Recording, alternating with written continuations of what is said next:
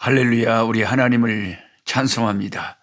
오늘 또 하나님을 사랑하는 사람들과 함께 하나님 말씀 공부하는 시간 갖겠습니다. 2022년 6월 9일 목요일이네요. 시편 66편에서 68편의 말씀을 오늘은 공부하도록 하겠습니다. 함께 하나님 말씀을 읽겠습니다. 시편 67편을 같이 읽겠습니다. 시, 곧 노래, 인도자를 따라 현악에 맞춘 것, 노래네요, 노래. 시편 67편 함께 읽습니다.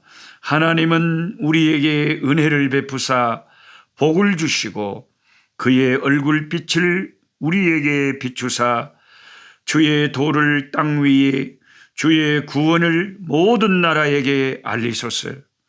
하나님이여, 민족들이 주를 찬송하게 하시며 모든 민족들이 주를 찬송하게 하소서.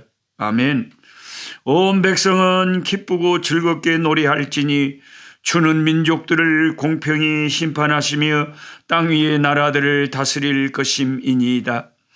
하나님이여, 민족들이 주를 찬송하게 하시며 모든 민족으로 주를 찬송하게 하소서. 땅이 그의 소산을 내어 주었으니 하나님 곧 우리 하나님이 우리에게 복을 주시리로다. 하나님이여, 우리에게 복을 주시리니 하나님이 우리에게 복을 주시리니 땅의 모든 끝이 하나님을 경외하리로다. 아멘, 아멘. 온 세상, 온 인류가 다 우리 하나님을 경외할 줄 믿습니다. 할렐루야. 특별히 오늘 시편 본문 중에 시편 68편을 좀 설명을 해드리겠습니다. 제가 이 성경 교사의 여러분이 설명을 들으시고 시편 68편을 쭉 소리내서 읽으시고 묵상하시면 많이 이해하는데 훨씬 더 도움이 되실 겁니다. 자, 우선 시편 68편에 보면은 이 시를 노래하는 사람들에게 하나님은 어떤 분이신가? 거기에 써져 있기를 19절에 날마다 우리 짐을 지시는 주님이다. 그런 말씀이 있어요. 저는 이 말씀이 너무 좋아서 밑줄 동글뱅이를 탁 성경책에 쳐놨어요. 날마다 우리 짐을 지시는 주님. 인생의 이 험한 짐들을 우리가 날마다 지고 살고 있잖아요. 이 땅에 험한 길 가는 동안 참된 평안이 어디 있나. 이 험한 세상, 힘들게 날마다 짐을 지고 살고 있잖아요. 그런데 우리는 이 내 인생의 이 짐을 나 혼자 지고 가는 줄 알았어요. 무거운 짐을 나 홀로 지고 견디다 못해 쓰러질 때 나 혼자만 이 짐을 지고 가는 줄 알았는데 이 시편 말씀 성경에 보니까 시편 68편 19절에 날마다 우리 짐을 지시는 주님이시다. 이런 놀라운 말씀이 있어요. 야, 주님이 내 짐을 져주시는구나. 주님이 내 짐을 져주시는구나. 이걸 깨달아. 주인이 종을 위하여 짐을 져주는 법이 세상에는 없습니다. 우리 주인 되신 주님이 내 짐을 져주시다니. 하나님만 가능한, 사랑의 하나님에게만 가능한 일이죠. 그 다음에 1절에서 6절을 보면 하나님 앞에 선 인간을 두 종류로 구분하는데 1절에서 4절에는 망해야 될 인간, 어떤 인간들이 망해야 되는가? 그게 68편 1절에서 4절이고요. 형통하게 될 인간들, 그게 5절 6절에는 형통하게 될 인간들. 그러니까 망해야 될 인간들이 세상에는 있고요. 형통하게 될 인간들이 있어요.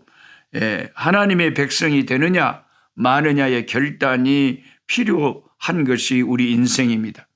어중간한 상태는, 중간 상태는 없어요.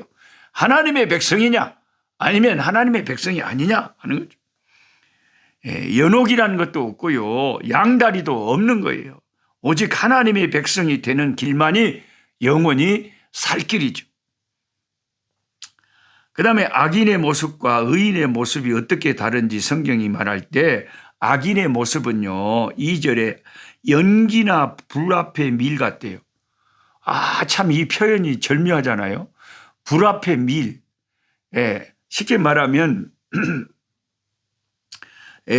여기서 밀이라는 것은 촛물 같은 거죠. 우리가 그 불 켜는 초 있잖아요. 초를 뜨거운 불에다가 탁 옆에 갖다 댄다고 어떻게 되겠어요? 다 녹아불지. 다 녹아불지. 그러니까 불 앞에 밀 같다. 뜨거운 불 앞에 초 같은 거예요. 그러니까 그것은 곧 녹아 없어질 것이니 이 악인은 그런 거죠. 금방 없어질 거예요. 연기같이 사라지고. 의인은 기뻐하고 즐거워하죠. 연기나 밀은 초라고 생각하셔야 돼요. 위세를 발할 때는 대단한 존재같이 보이지만 사라질 때 보면 어느새 순간적으로 언제 없어졌다냐? 금방 없어져 버려요. 반면에 성도의 본질은 기뻐하고 즐거워하는 거죠. 의인은 기뻐하고 즐거워한다. 3절 4절. 힘든 세상에서는 기뻐할 수 있는 것이 힘든 세상에서도 기뻐할 수 있는 것이 하나님 믿는 사람들입니다. 사망의 음침한 골짜기에서도 해받을 것을 두려워하지 않고 그 골짜기를 지나가는 사람들이 하나님의 사람들이죠. 이스라엘이 시내산에서 1년간 머무르면서 행진을 위한 준비를 끝내고 가나안 땅으로 출발했었죠. 그때 하나님의 궤가 사흘길을 앞서가면서 길을 찾았죠. 궤가 떠날 때 모세가 부른 찬송이 이 시편 68편 1절이라고 합니다. 그렇다면 1절에는 어떤 말씀이 있습니까? 하나님만 따라가겠다는 고백이 있죠. 광야에서 이스라엘은 가시적인 하나님을 따라 길을 나섰습니다. 지금 저와 여러분에게는 보이지 않는 하나님, 그분을 따라 우리는 살고 있는 거죠. 다섯 번째로 하나님은 이상한 분이십니다. 하늘을 타시는 분이 왜 광야에 행하시며 대로가 필요할까요? 4절에 의하면 하늘을 타신다는 표현은 4절에 천지 만물을 주관하신다는 분이라는 의미입니다. 이 하늘을 타신다, 이게 여러분 펜이 있으시면 밑에다가 하늘을 타시는 분이라는 말은 천지 만물을 주관하시는 분이다. 그런 표현이에요. 시적인 표현이에요. 이런 분이 광야에 자기 백성들을 위하여 광야로 오셔서 길을 인도하십니다. 하나님은 하늘 보좌를 버리시고 우리 인간들을 위하여 이 땅에 오신 우리 주 예수 그리스도, 우리 주님을 생각하게 하죠. 그래서 우리 주님이 이 땅에 오셔서 고아의 아버지가 되시고 가부의 재판장이 되시고 우리 인생길에 광야길에 함께 하시죠. 그 다음에 하나님은 천지 만물을 창조하신 다음 자연 법칙을 따라 운행하도록 버려두셨다고 믿는 사람도 많습니다. 그래서 자연의 위대함을 노래하기도 합니다. 하나님은 안 계신다고 생각하면서 자연을 하나님으로 생각하는 사람도 있습니다. 그런데 하나님은 하늘에도 계시고 또 어디에 계시냐면 고아와 가부의 처소에도 계시고 5절에 고독한 자들과 갇힌 자들의 처소에도 6절에 계신다고 합니다. 하나님은 인간의 범죄로 말미암아 인간에게 직접 나타나실 수 없어서 숨어 계실 뿐 결코 멀리 계시는 분은 아닙니다. 숨어 계시는 하나님이라는 설교를 제가 한국에서 이번에 좀 했어요. 이사야 45장 15절 말씀, 하나님은 숨어 계신다 그랬잖아요. 지금은 인간들이 죄로 가득한 이 타락한 인생들이기 때문에 거룩하신 하나님이 인간에게 직접 나타나시는 일은 좀 드물죠. 귀신들이야 타락한 인간들에게 막 무당들에게 나타나가지고 막 그러지만 하나님은 하나님이 계신 곳이 따로 있어요. 거룩한 곳에 계시죠. 전쟁에서 탈취물, 전리품은 군인들이 전쟁터에서 나누는 법인데 그런데 왜 집에 있는 여자들이 탈취물을 나눕니까? 12절. 12절에 집에 있는 여자들이 어쩐다 그랬어요? 탈취물을 나눈다 그랬잖아요. 시편 68편 12절에. 그게 이제 설명을 드리자면 그만큼 큰 승리를 거뒀다 그 말이에요. 그만큼 전리품이 많으니까 집에 있는 여자들까지도 그 전리품을 나눈다. 그만큼 큰 승리를 거두게 하신다 하는 뜻이죠. 그 다음에 힘없이 사라지는 것을 가리켜 바람에 나는 겨와 같다고 하는데 이 시편 68편에서는 하나님께서 물리치신 대적이 무엇과 같다고 했냐면 살몬에 날리는 눈과 같대요. 14절에 살몬에 날리는 눈이라. 높은 살몬산에 눈이 쌓여 있어요. 여기 저기 레소토 산에도 지금 시즌에는 눈이 쌓여 있거든요. 그 높은 이스라엘의 살몬산에 쌓인 눈이 바람이 세게 불면 그 바람에 의해서 눈이 날려버려. 그 눈이 바람에 날리는 장면을 상상해 보세요. 그래서 대적들이 살몬에 날리는 눈처럼 흩어질 것이다. 그 멋있는 표현이죠. 설명을 좀 듣고 보면 이 시편 68편이 더 이해하기가 쉬운 거예요. 그 다음에 하나님은 어느 산에 계시냐 15절. 바산에 계실까요? 하나님은 어느 산에 계신다고 68편에. 성경에 바산이라는 산은 없었는데 바산의 암소라는 말이 있잖아요. 그 바산이 그 바산은 산이 아니에요. 큰 평야죠. 암소떼들이 많이 있는 목초지로 유명한 곳이 있어요. 하나님은요 산에 계시지 않아요. 굳이 꼭 그 산을 하나님이 계신 산을 말하라면 시온산이겠지만 그것도 산이라는 의미가 아니라 성전이라는 의미에서 시온산이 많이 쓰이죠. 로마 그리스 신화에는 신들의 처소가 주로 산이다 그래요. 높은 산의 웅장한 모습이 신의 성품과 닮았다고 생각한 탓이었을 겁니다. 바산의 산을 하나님의 산이라고 15절에 하는 것은 하나님께서 거하시는 곳이라는 의미가 아니라 하나님의 산이라고 불릴 만큼 높고 장엄한 산이라는 뜻이랍니다. 참고로 바산은 요단 동편의 산악지대에 있는 지역인데요. 북쪽은 헬몬산, 서쪽은 갈릴리 바다와 요단강 상류, 남쪽은 아르묵강, 동쪽은 야울산으로 경계되는 방대한 그 지역을 바산이라고 해요. 거기에 소들이 어마어마하게 뜯어먹었다 그랬잖아요. 남부는 비옥한 평원으로서 목초가 풍부하고 물도 넉넉하여 가축을 치는데 아주 좋은 목초지였죠. 그래서 막 그 선지자들이 말할 때 이스라엘 백성이 범죄하고 게으르고 여자들이 그냥 두룩두룩 살만 쪄 있는 것을 바산의 암소 같다고 질책했잖아요. 그만큼 그 바산 지역에는 암소가 굉장히 소들이 많이 키웠어요. 그 다음에 16절에 높은 산들이란 것은 바산에 있는 지역의 높은 봉우리들을 가리킨답니다. 이 산들이 어느 산을 질투한다고 했습니까? 하나님께서 계시려 하는 산은 시온산인데요. 그래서 15절에 바산의 산은 하나님의 산이 아니라 하나님의 산이라고 불릴 만큼 큰 산이라는 의미로 해석하는 것이고 실제로 시온산은요 그리 높은 산이 아니에요.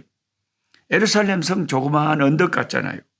주변에 더 높은 봉우리가 많죠. 그렇게 장엄한 산도 아닙니다. 시온산은. 그럼에도 하나님이 계시기에 그 산이 높은 산들이 시기할 수밖에 없는 장엄한 산인 거죠. 잘 나가는 이방의 왕들보다 초라하더라도 하나님을 모시고 있는 유다의 왕이 부러움의 대상이 되는 것이죠. 그 다음에 18절은 일종의 개선 행진입니다. 승리한 군대가 개선할 때 포로들을 끌고 왔죠. 높은 곳이란 하나님께서 거하시는 시온산을 가리킵니다. 시온산이 그리 높지 않은데도 하나님이 계시기 때문에 높은 산입니다. 예. 반역자들로부터도 선물을 받으신다는 것은 완전한 승리를 거두신다는 것입니다. 이 18절은 예수 그리스도 우리 주님의 영원한 승리를 상징하며 이 구절이 에베소서 4장 8절에 인용이 되었습니다. 예수님의 승리에 대한 예표의 말씀이 이 에베소서 4장 8절에 인용된 말씀이 이 시편 68편 18절이죠. 개선 행진곡. 그래서 저는 음악을 들어도 개선 행진곡 같은 게 그렇게 멋지고 좋더라고요. 가끔 유튜브에서 행진곡, 승리의 행진곡, 개선가 그런 거 많이 틉니다. 빰빠라빰빰빰빰빰 승리하고 돌아오는 우리 예수님의 승리의 왕이 되셔서 다시 오실 주님 기다리면서 그 다음에 하나님께서 심판을 행하시면 원수의 머리를 깨뜨리실 것인데 철저하게 심판하시죠. 예. 그 전에 원수들이 도망가서 숨어버리면 어떻게 하신다고 하셨냐면 22절에 반드시 찾아내신답니다. 험악한 산맥, 바산이나 바다 깊은 곳에 숨더라도 스스로 기어 나오게 해서 심판. 그러니까 하나님의 심판이 시작되면 하나님의 심판에서 숨을 사람은 아무도 없습니다. 다 심판받아. 예. 그 다음에 하나님은 24절에서 이제 28절을 보면 성소에 계신 하나님일 뿐만 아니라 하나님은 29절에서 31절에 어떤 하나님이냐. 열방의 하나님이십니다. 하나님께서 이스라엘을 선택하시고 그들에게 복을 주신 것은 이스라엘 사람들만을 위함이 아닙니다. 세상의 모든 민족이 하나님께로 돌아오게 하시려는 과정이었죠. 장차 모든 세상 나라가 하나님의 나라가 될 것입니다. 요한계시록 11장 15절. 열방을 세 종류의 짐승으로 표현하죠. 갈밭의 들짐승은 그 열방을 세 종류의 짐승으로 표현하는데 세상을 짐승으로 표현을 할 때가 많아요. 그런데 여기 이제 시편 68편에는 세 종류의 짐승으로 세상을 표현을 합니다. 첫째는 갈밭의 들짐승. 갈대밭의 들짐승은 당시에 애굽 나라 나일 강변에 그 갈대밭이 많았다 그래요. 야생 동물로 제일 싸나운 무리를 가리키고요. 그 다음은 수소, 제일 약한 것이 송아지죠. 갈밭의 들짐승과 수소와 송아지. 그렇게 나라들은 강한 나라가 있고 중간 나라가 있고 약소국이 있죠. 30절은 은 조각은 29절에 주께 드리는 예물을 낮추어서 은 조각이다 그랬죠. 모든 열방들 대적하는 무리들을 제압하는 의미에 포함된 말입니다. 그 결과로 애굽인, 구스인 그들이 하나님을 향하여 나올 것이며 하나님께 손을 들고 항복할 것입니다. 하나님의 역사를 기억하고 회성하며 장차 하실 일을 기대하는 사람의 최종 이 68편의 결론은 뭐냐? 열방을 향하여 여호와께 영광을 돌리라고 선포합니다. 32절에. 성도가 하나님께 돌려드릴 수 있는 최종적인 것은 감사 찬송이죠. 여기에 땅의 왕국들이 동참하기를 모든 왕국들이 하나님을 찬송하는 데 동참하기를 바랍니다. 특히 32절의 찬송은 악기를 연주하는 것을 의미하는 단어입니다. 온 세상이 악기를 동원하고 목소리를 높여서 하나님을 찬양하는 장면을 염두에 두고 있는 말씀입니다. 이런 좀 몇 가지 이 교사의 68편을 읽는 데 도움되는 이런 것들을 참고하셔서 68편을 쭉 읽으시면 거기에는 우리 주 예수 그리스도의 장차 영원한 승리의 개선가가 그 속에 다 들어있고 온 세상 열방이 하나님 앞에 무릎 꿇고 항복하고 하나님 앞에 심판받는 말씀들이 68편에 다 들어있습니다. 저는 날마다 하나님이 주신 선교센터 산 꼭대기에 올라가서 하나님을 노래합니다. 하나님을 찬미합니다. 하나님은 나를 선택하신 이유가 하나님을 찬송하기 위해서 나를 선택했다고 하지 않습니까? 하나님이 이스라엘을 선택하신 것은 여호와를 찬송하기 위해서 이렇게 아름다운 이런 벚꽃, 이런 겹사쿠라 나무도 빨간 겹사쿠라가 피면 그 자체가 하나님의 영광을 노래하는 거예요. 이런 포인세티아, 이런 참 이런 이 추운 겨울에도요 이렇게 벌겋게 피어오르는 이런 다 하나님의 영광을 노래하는 거예요. 온 세상 자연 만물들도 하나님을 찬송하고 노래하는데 구원받은 우리들, 구원받은 저와 여러분들, 우리 하나님을 날마다 찬송하고 아버지를 높여야 될 줄 믿습니다. 할렐루야. 우리 아버지 주님을 찬송합니다. 우리에게 주의 얼굴빛을 비춰주시고 우리를 향하여 주의 얼굴을 드시고 평강을 주시고 아버지 은혜 베푸셔 주시기를 원합니다. 우리에게 복을 주시고 우리를 지켜주시기를 원합니다. 하나님 아버지 주의 은총의 햇살을 비춰 주옵소서. 이 남부 아프리카 이 추운 겨울날 따뜻한 겨울 햇살을 주셔서 아버지 하나님이여 하나님의 사랑을 느낍니다. 아버지 추운 겨울에 따뜻한 햇살처럼 우리가 이 추운 세상에 예수의 사랑을 이웃에게 전해주는 추운 겨울에 따뜻한 햇살 같은 역할을 할 수 있게 도와주시옵소서. 예수님의 이름으로 기도하옵나이다. 아멘.